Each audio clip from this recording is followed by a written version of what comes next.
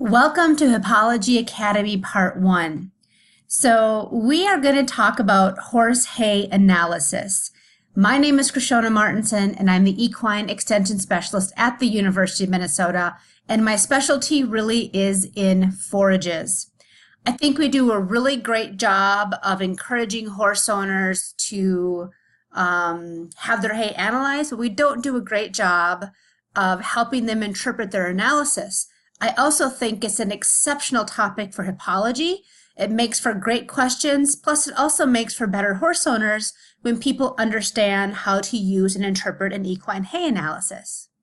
So our objectives for this is to learn how to interpret a horse forage analysis. It may seem difficult at first, and it may seem like there's a lot of numbers, but there's really only a few things that we really care about. And we also do have some guidelines that we can use to really assess, the type of hay, the quality of hay, and what type of horse may best utilize that hay. So these are the things that we are going to cover.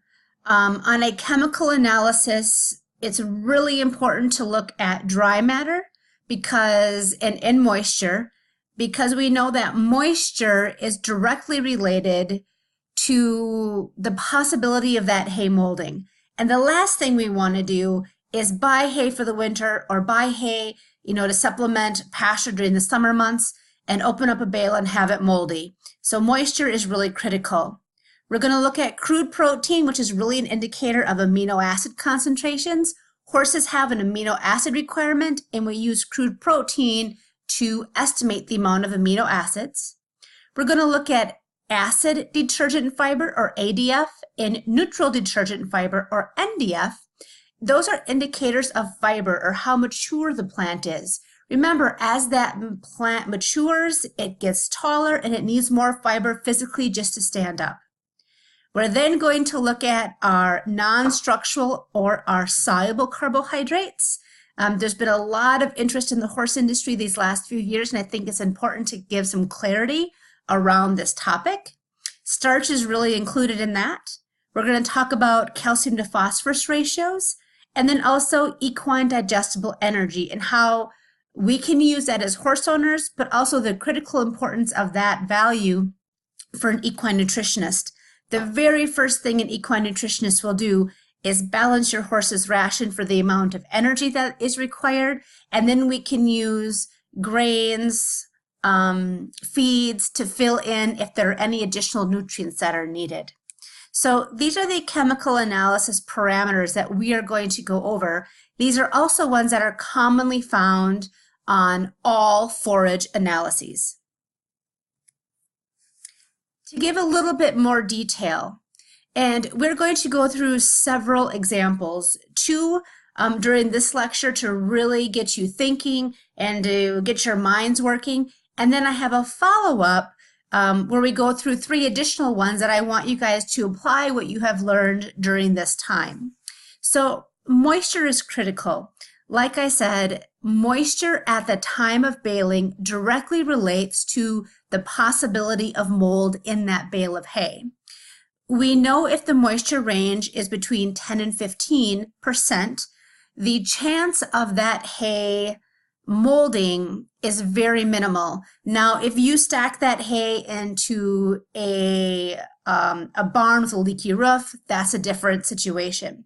But the moisture at the time of baling is a direct correlation to the opportunity to mold. And we know between 10 and 15% the chance of mold is minimal. 16, 17, 18%, if you have a small square bale package, you might have some wiggle room. But with a large round bale or a large square bale, it's so much mass, and that moisture really creates the ideal situation for mold formation. If any hay's moisture, small square bales, large round bales, is really over 18%, the chance of it molding is great. And if the moisture happens to be above 25%, then we start worrying about spontaneous combustion and fires. So moisture is critically important, just really for overall hay quality and even to some aspect for safety. So our guideline for moisture is 10 to 15%. Now, can hay become too dry? Yes. When it gets really below 10%, it can just become brittle, and a lot of times the leaves will fall off. And the leaf has much more nutrients in it than the stem. So the leaf of a grass or the leaf of a legume is going to be more nutrient dense than the stem. But we usually don't have a problem with hay becoming too dry. Our problem is usually the hay is baled a little bit too wet. So moving on to crude protein, and don't worry, we're going to practice these, but you need to have this basis as we go through. So like I mentioned, crude protein is an indication of amino acids. We really want our hays to have a minimum amount of 12% crude protein. We estimate that at 12% crude protein, that hay should have enough amino acids to meet the requirement of an adult idle horse. And all of these specific requirements can be found in the nutrient requirement of the horses, or something we refer to as the NRC. And perhaps Dr. Williams will cover some of these concepts in future weeks or even in future hippology courses. So 12% crude protein is a minimum. Now, if you do have a performance horse, if you have that speed event horse, that 3-day eventing horse, that pony club horse, that 4-H horse that you do ride frequently, you probably do need a higher amount of crude protein. But again, this is our baseline level. We want really all hays to have 12% crude protein, and if they don't, we will need to supplement it with a grain or a feed. Next, we're going to talk about neutral detergent fiber, or NDF, and acid detergent fiber, or ADF. Both of these values really refer to the amount of fiber in the hay. When forages are small, when hay fields are immature and just growing in the spring, there's not a lot of fiber because they're short. But as that plant grows up and gets taller, it needs fiber to physically stand up. So fiber increases as that plant matures. So plants that are higher in ADF and NDF tend to be more mature. Plants that are lower in ADF and NDF tend to be less mature. Now, a more mature hay isn't bad, we just have to match it with the specific type of horse we're feeding. For example, if we have that adult idle horse, or maybe a horse that's a little bit overweight, ADF and NDF values that are higher is probably better for that horse. It's going to be less nutrient dense, take the horse a little longer to eat. But if we have that performance horse, we want those values to be a little bit smaller, simply because we want that hay to be less fibrous, which results in more usable nutrients to the horse. And we do have some very general guidelines that we use.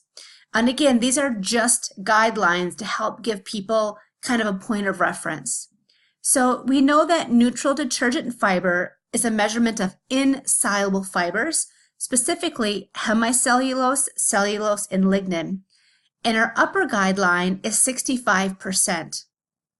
We know that hays below 65% are readily eaten by the horse because NDF is an indicator of palatability. Palatability is simply how excited is the horse to eat it, how readily do they eat that feed stuff. We know that values that are above 65%, the horses aren't as excited to eat it. So it's something to keep into consideration. But if you do have perhaps a horse on stall rest where they need some busy hay, or that idle horse that's overweight, having hays that are slightly high in NDF, maybe 65% or a little bit higher than that even, it will just slow them down, give them something to do. Now, used in addition with ADF, it gives us a really good picture of plant maturity. So our guideline for a maximum of acid detergent fiber is 45%. Acid detergent fiber is also the indigestible fractions of the plant, but this time we're just looking at cellulose and lignin. And again, hemicellulose is what's found in the ADF fraction, or in the NDF fraction, I apologize. Acid detergent fiber, or ADF, is an indicator of nutrient availability or nutrient digestibility. So how available are those nutrients to the horse? How digestible is that feedstuff? So We want horses to, number one, want to eat it, which is reflected in NDF. And then once they eat it, we want those nutrients readily available to the horse. That's the whole reason we're feeding them hay in the first place.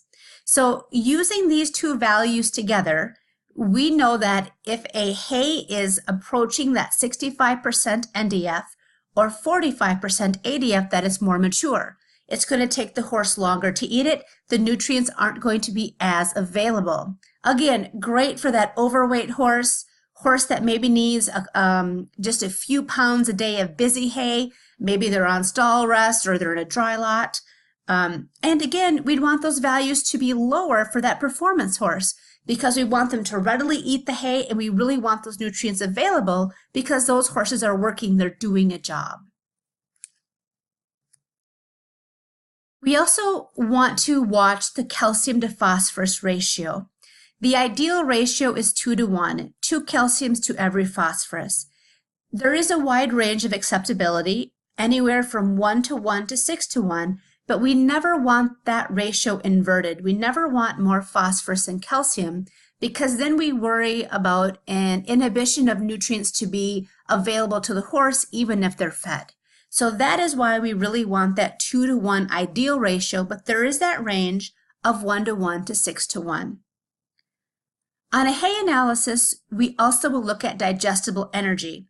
And again, that is the very first thing an equine nutritionist will look at when they balance the horse's ration. They will make sure that their digestible energy requirement is being met and then fill in amino acids with using crude protein, fill in the other nutrients that they need, calcium and phosphorus, with feeds, grains, and other products.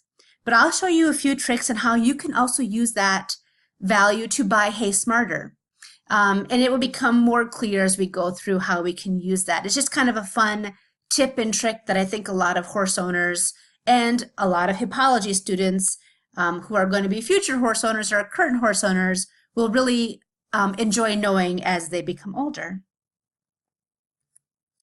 So before we get into some examples, I do want to take some time and talk about carbohydrates, simply because it's been a huge topic in the horse industry, and I think there's a lot of misunderstanding around that. So we have, well, first of all, there's a lot of different carbohydrates. Cellulose, hemicellulose, and lignin are also technically carbohydrates, right? But they're not digestible, they're insoluble. But here we have our usable or our soluble carbohydrates, also called non-structural. Remember, the carbohydrates found in ADF and NDF are part of the plant structure. They help it grow up and stay up and tall as that plant matures. These non-structural carbohydrates is what gives the horse energy. So if you have a healthy adult performance horse, you want to make sure they are getting a sufficient amount of non-structural carbohydrates so they can perform, recover, and keep that cycle of performance going. So we have water-soluble carbohydrates, which are really monosaccharides, disaccharides, and polysaccharides like fructans. Our ethanol-soluble carbohydrates just include mono and disaccharides. Starch is also a component, and compared to things like corn, it's much, much lower in forages. And as we go through the examples, you will see that. Now, when it comes to horse nutrition and looking at rations and looking at hay samples, what we are mostly concerned about is non-structural carbohydrates. Now, people will use different values to estimate non-structural carbohydrates. Personally, I like using water-soluble carbohydrates plus starch, because water-soluble carbohydrates include those mono and disaccharides plus those polysaccharides plus starch. And we also have had some researchers that have looked at the amount of non-structural carbohydrates needed in the horse diet. So when we go through the hay analysis, although the analysis gives us WSC, ESC, and starch, I'm really always looking at non-structural carbohydrates, or NSC. And I get that estimate by adding together WSC and starch. So that is a key point. Non-structural carbohydrates is estimated by adding water-soluble carbohydrates and starch. Now, why is that even important? So to the best of our ability, we have done research, and we meaning not me, but others in the equine industry, have done research and have come up with some guidelines for managing certain horses. And these guidelines include the overall diet: hay, grain, supplements, treats, whatever you're feeding that horse. But in most cases, the vast majority of the horse's diet is made out of hay. And I mean, it should at least be 50% of the horse's diet. In many cases, it can be 100 to or 75 to 100% of that horse's diet by meeting that horse's digestible energy. So hay alone can meet the digestible energy requirements of a horse. It can't meet all the other requirements, not always. So that's why we always recommend vitamins and minerals and those ration balancers to complete that hay. And if you're unfamiliar with a ration balancer, it is simply think of it as a multivitamin mixed up and fed in small amounts to the horse daily. It truly is just vitamins and minerals. But for a lot of horses, hay can meet their energy requirements alone. But back to non-structural carbohydrates. So to the best of our ability, we know that there are certain groups of horses that need a reduced amount of non-structural carbohydrates in their total diet. Their total diet: hay, pasture, whatever they're eating, grains, supplements. To the best of our knowledge, horses that are obese, obesity is usually defined as a body condition score of 7 or greater out of the Henneke score of 9. It's a simple starting point. Horses that have a history of laminitis or currently have laminitis. Horses that are diagnosed with equine metabolic syndrome and Cushing's or PPID. To the best of our knowledge, we believe that these horses do better and that their disease is better managed if we can keep their non-structural carbohydrates under 12%, at or under 12%. And again, that's their entire diet, but the hay is the vast majority, so we focus a lot on hay. So these groups of horses, obese, laminitis, EMS, and Cushing's, we want their overall diet at or less than 12%, and we know that the severity of their symptoms and their disease is reduced and they're better managed if we can keep that value in their diet. Now, research that was done at the University of Minnesota by Stephanie Valberg, by Dr. Valberg and others, looking at PSSM or polysaccharide storage myopathy. They actually fed these diseased horses different hays with different amounts of non-structural carbohydrates, and they found that these horses responded much better and did not have the incidence or severity of the disease if the hay was less than 10% non-structural carbohydrates. So therefore, our current recommendation is for horses diagnosed with PSSM, their overall diet should be less than 10%. Now, I want to be clear, I get asked a lot of questions. Can I have the Atkins diet for my horse? And the Atkins diet is no carbohydrates. Are any of these values 0? No. So you cannot eliminate carbohydrates from these horses, but you should restrict them. So it is important to know that do not eliminate. These horses still have a carbohydrate need just for average daily function. And some of these horses, even though they're diagnosed with this, they still have a job to perform. So it is never ever 0 in the horse's diet, but these horses do need a restricted amount. Now, is there anything listed here for a healthy adult horse? Say you have a 12-year-old quarter horse mare that you run in speed events. Is there anything restricting that mare from non-structural carbohydrates? No. And in fact, I would say you would want to feed that horse, the recommended amount so they can perform and recover. So it is only these 5 horses that need that restricted amount. And all other healthy adult horses, the non-structural carbohydrates really isn't a concern for them. And we would never want to starve them of that, because non-structural carbohydrates truly are the energy to that horse's motor.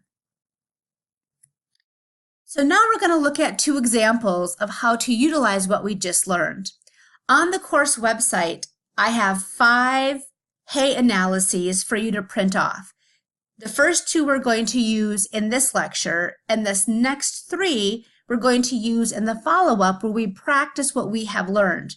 I realize these hay analyses can be difficult to see on the screen, especially if you're working in a group. Maybe you're studying and going over this with your hippology team or your 4-H club or your pony club.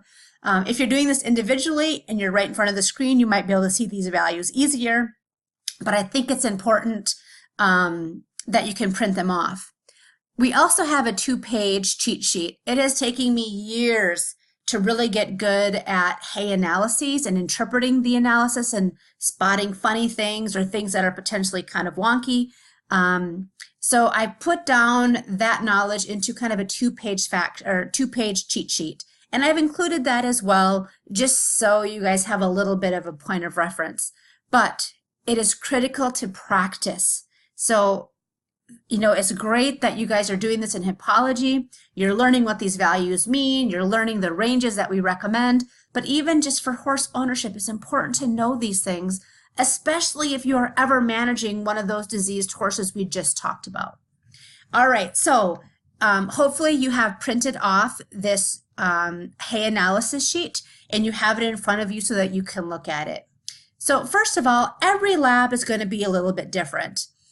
We tend to use Equi Analytical. We do not endorse or recommend a lab, but I would want you to ensure that the lab you use has an equine digestible energy equation and that they will give you the carbohydrate package you need by water-soluble carbohydrates, ethanol-soluble carbohydrates, and starch. So again, as long as your lab can give you those non-structural carbohydrates and an equine energy equation, go for it. Good. If you're worrying about cost, this analysis right here was a little more expensive because it was for a research project, so I have all of the minerals down here. But a standard hay analysis, which really kind of stops here at calcium and phosphorus, we don't get the other minerals, is about $18. So it's a relatively pretty quick, pretty affordable option if you want to get a glimpse into what your hay has. So like I said, each lab is a little bit different.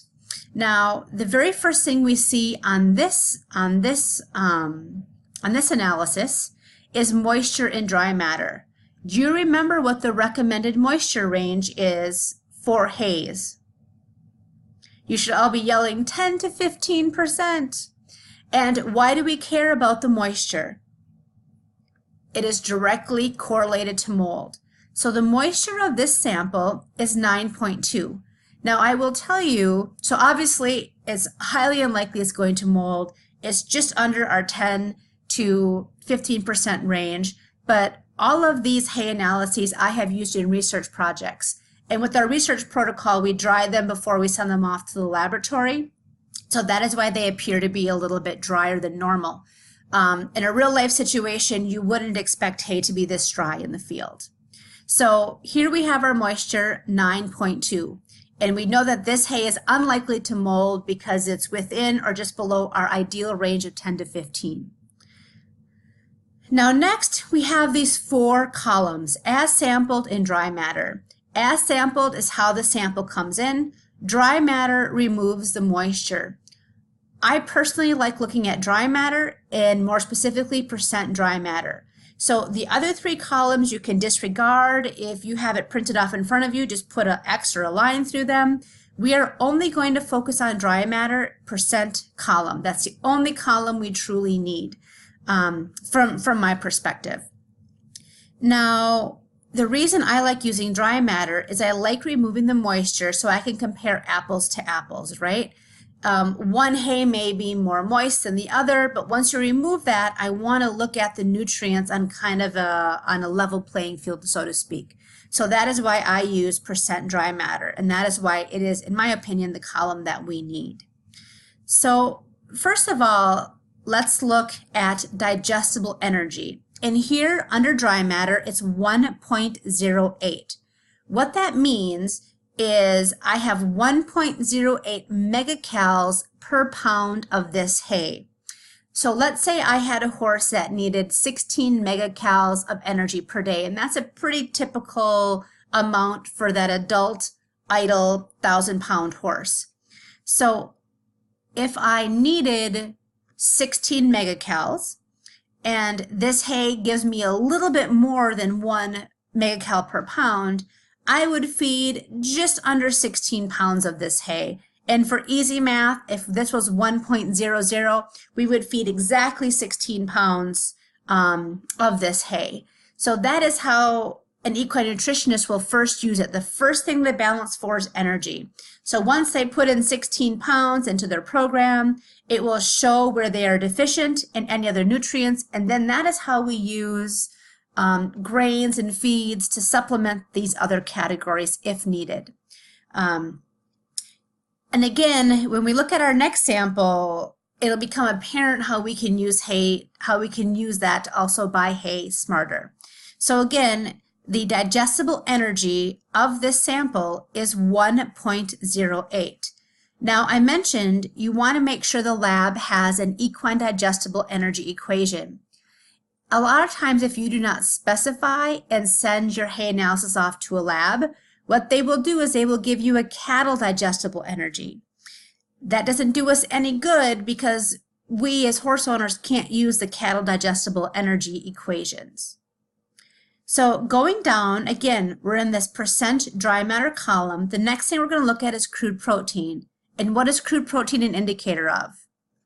Amino acids. Because horses have an amino acid requirement, we use crude protein to estimate that. So what is the crude protein content of this hay? 21.1. What is that minimum value that we want to see? 12. So this is obviously much greater than 12. Is that a problem? No, not really. Any additional protein is just excreted mostly in the urine and manure of the horse feces.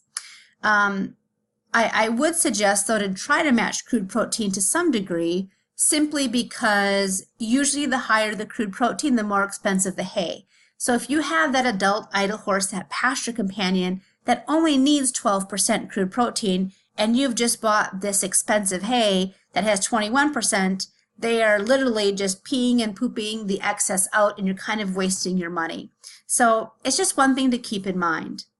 The other thing I like to see at crude protein is it gives me a glimpse into what's in the hay. So when I see crude protein in the 20s or above, I know that this hay likely is a legume. Simply because legumes like alfalfa and clover naturally have more protein than cool season grasses and warm season grasses. Cool season grasses would be orchard grass, bluegrass, timothy. Warm season grasses would be teff, Bahia grass, Bermuda grass. So legumes are always higher in crude protein, and really anything in the 20s is likely going to be mostly a legume. So the next thing I want to look down at here is ADF. So what is the ADF of this sample? We can see here it is 33.3. Do you remember what ADF is an indicator of? It's an indicator of nutrient availability, nutrient digestibility. How available are those nutrients to the horse? And what is that upper guideline that we have? 45%. So 33 is well below that 45% upper limit or upper guideline. It's not a limit, it's just simply a guideline. So now let's look at that value in combination with neutral detergent fiber. What is the NDF value of this hay sample? You can see here it is 46.1. What is that upper guideline? 65. Again, it is well below that upper guideline. And what does NDF indicate? It indicates palatability. So this hay, based on these values, I would say is less mature. It's relatively immature, so it's less mature. The horses would eat it very readily. It's very palatable, and the nutrients are very available. So I like looking at those values because it gives me a glimpse into the maturity of the hay and also the nutrient availability and the palatability of that hay. So next we're going to look at non-structural carbohydrates. Now you can see a hay sample rarely gives you that value. You have to do a little bit of math.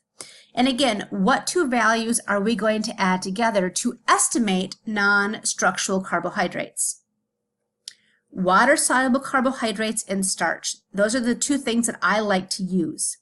And that's pretty standard in the industry, I would say. So water-soluble carbohydrates is 8.8, starch is 1.3. So here we have, what is this, 7.1, right? So we have 7.1% non-structural carbohydrates. So let's just use that horse with laminitis. Based on non-structural carbohydrates alone, might this be a good option for a horse with laminitis? Based on this value alone, yes. However, I wish it was that simple, but it's not. There are other things that we need to consider. So this hay actually is fairly energy dense. When you have something that is 1 megacal or more energy per pound, in the absence of exercise, horses will become overweight. They will gain weight on a hay like this. So if you have that obese, that laminitic, that metabolic horse, usually those horses tend to be overweight. And so even though this hay is really low in non-structural carbohydrates, it's probably too energy dense. And I'll show you some tips and tricks on how we can change that. So on the surface, this looks like a good choice, but it probably isn't, because it would likely lead to more weight gain, which would only exacerbate the problems of obesity, laminitis, and metabolic syndrome. But again, it just shows how we can add these values together. So the other thing about non-structural carbohydrates is I think a lot of people don't realize that warm season grasses are usually the lowest in non-structural carbohydrates, followed by a legume, followed then by cool season grasses. And it is simply because of how those different types of species store their non-structural carbohydrates. Cool season grasses can store an unlimited amount of carbohydrates. Legumes and warm season grasses can only store so much, with warm season grasses really being the least amount. So usually if we look at it, our cool season grasses are going to be higher, alfalfa moderate, or legumes moderate, and our warm season grasses the lowest. So this is a fairly moderate amount of non-structural carbohydrates. So that, along with my crude protein being in the 20s and the energy density being fairly high, I'm starting to think that this is probably a legume type hay. So the last thing I really want to look at is the calcium to phosphorus ratio. And you can see we are, what is that, like 4 to 1-ish, 3 to 1-ish, somewhere in that range. So we are within that recommended range of 1 to 1 to 6 to 1, although ideally we'd like to be closer to 2 to 1. But, again, we're within that range. But another clue to me is that legumes also tend to be very high in calcium. So we get these larger calcium to phosphorus ratios with legume hay.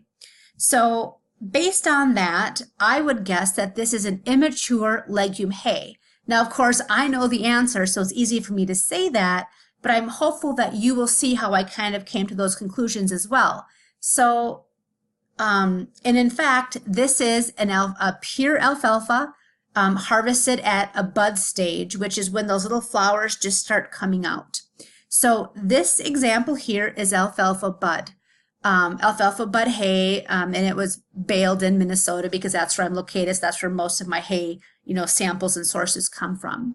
So again, I hope you see how we can go through and use what we learned and learn how to interpret this hay analysis and hopefully help you better understand some of the questions and answers that you may come across in a hippology contest. So now let's compare sample 1 or example 1 to example 2. And I can tell you that this is another hay sample we used in a research trial. So again, it's going to be a little bit drier than we would expect because of our research protocol, but it gives you that idea of the differences between 1 and 2. So again, the second lecture of this group allows you to really walk through 3 samples on your own, and then you can continue to play the recording and I will go through and give you the answers. But we're going to walk through this one together as well. So again, what is the moisture of this sample? 8.4. Our range is 10 to 15. It's nice and dry. It's unlikely to mold. Moisture at the time of baling is directly correlated to mold formation in hay. So next we're going to look at equine digestible energy. So and again, we're going to use that dry matter column, and here we have 0.93. So this means that this hay has 0.93 megacals per pound of hay. So if we had that same 1,000-pound adult idle horse that needed 16 megacals, we would have to feed more than 16 pounds of hay to ensure that horse is getting their energy requirement from the hay. Now, if sample 1, which requires less than 16 pounds of hay to meet that same requirement, and this sample are the same exact price, the hay is the same price, and they both visually look good, which one is a better buy? Sample number 1, because we have to feed less to achieve the same result. So that is how we can use digestible energy to compare 2 hay analysis and pick the one that is a better buy. So that's kind of a fun tip and trick that you can use. Of course, that assumes other values are similar and the hay visually looks good as well. All right, so next we're going to look at crude protein. And again, crude protein is an indicator of amino acids. And what column do we use? Percent dry matter. So here we look, and our crude protein is 9.4. Now, what is that bottom guideline that we always want to be above? 12%. So in this case, even for that adult idle horse, you would need to supplement amino acids to ensure that horse is meeting their requirement. And that is where you would have to feed a grain or a product to make sure that that horse's nutrient requirements were being met. If you had a horse with really high amino acid requirements, like a brood mare, a growing horse, this might not be the best hay because you might have to feed a lot of grain to get that amino acid requirement met. But anyways, in this one, it is 9.4. Next, we're going to look at ADF and NDF. And we can see here that our ADF is 39.1. And what is that upper guideline? 45. And what does ADF give us an insight into? Nutrient availability, nutrient digestibility. So we're higher than the past than example number 1, but we're still below 45%, but we're getting a little closer to it. So now let's use that in combination with NDF. NDF here is 64.9. We're just under it, right? So our upper guideline is 65%, and NDF is an indicator of palatability, or how excited the horse is to eat this. So based on these values, is this hay more mature or less mature than example number 1? This hay is more mature. So, but this is still a really good quality hay. It's just more mature, which means it'll take the horses longer to eat it, and the nutrients aren't quite as available, but it's still a good hay. But this hay might be best for that adult idle horse, for that horse that's a little bit overweight, right? And you need to kind of slow them down and reduce their calories. And we can also see that is reflected in this energy, right? The energy is less. So it kind of is giving us a hint into this. I should also say, going back to crude protein, when you have values that are really under the teens, so 12 or less, it is likely a lower quality grass hay or a warm season grass hay. So cool season or warm season grass hays just tend to be lower in crude protein.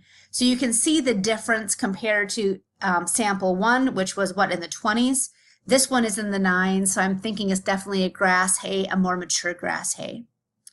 So next, let's move down to the non-structural carbohydrates. And remember, what 2 values do we add together? Water-soluble carbohydrates and starch. So our water-soluble carbohydrate here is 14.5, and our starch is 0.4. So we add those together and we get 14.9.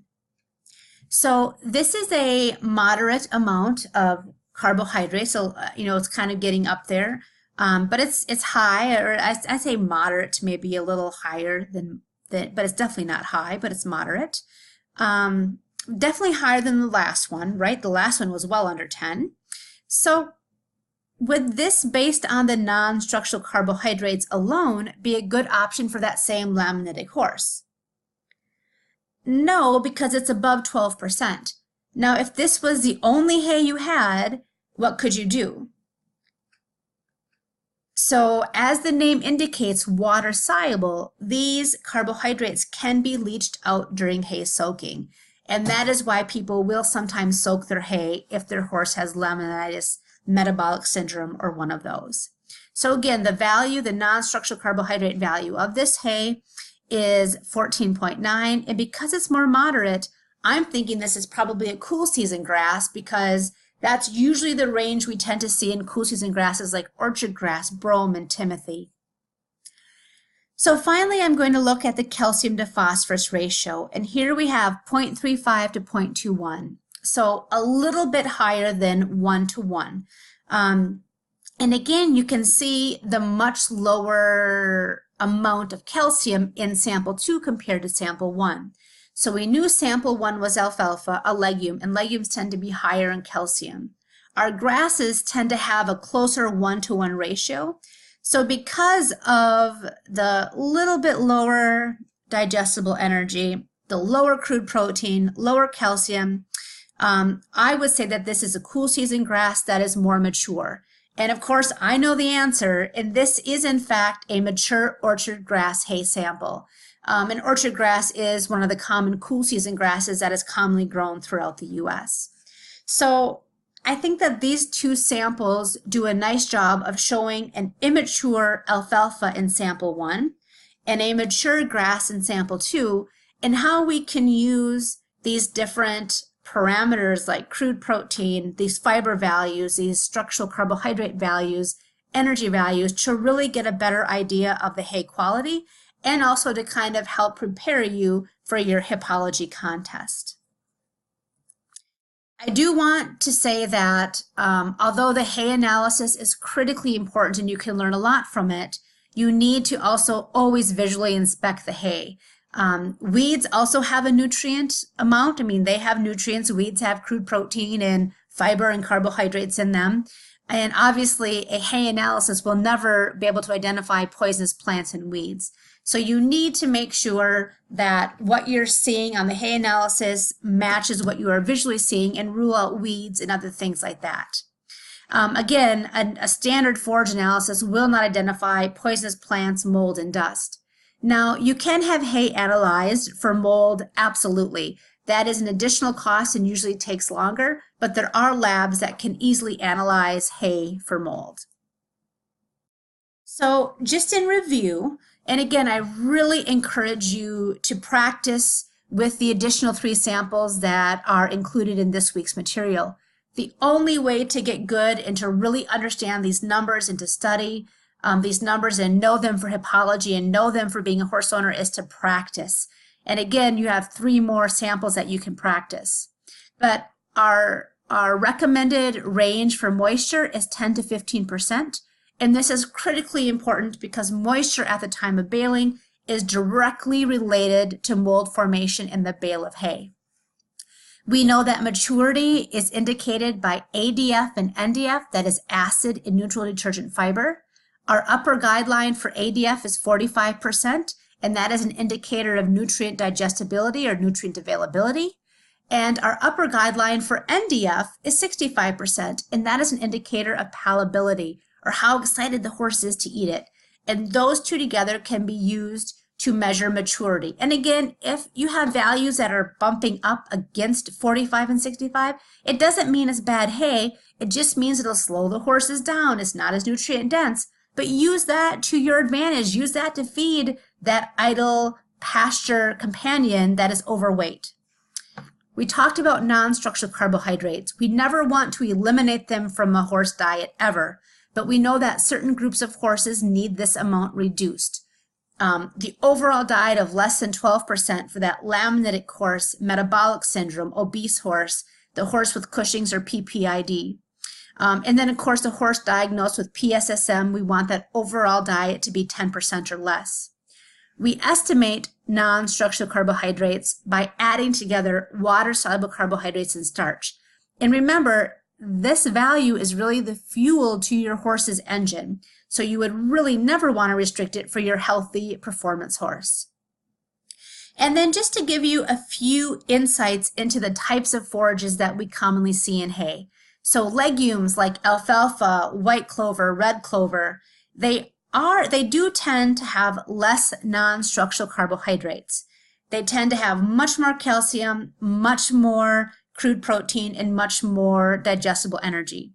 Our cool season grasses like orchard grass, brome grass, timothy, they tend to be the highest in non-structural carbohydrates, but they tend to have less crude protein, less calcium, and less digestible energy compared to legumes. And I think this is a really important key because a lot of people want to feed that laminitic pony grass because alfalfa is bad. Well, I think sometimes a great starting point for that laminitic horse is a mature alfalfa grass mix, because adding in the alfalfa brings down the non-structural carbohydrates, and making sure it's mature brings down the energy density. That way they don't gain weight in the absence of exercise. But again, you really should work with your local nutritionist and your veterinarian if you are feeding one of these diseased horses, but this should hopefully give you a glimpse into how you might do that.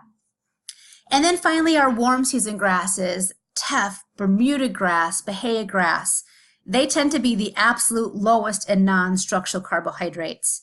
They also tend to be lower in crude protein and digestible energy.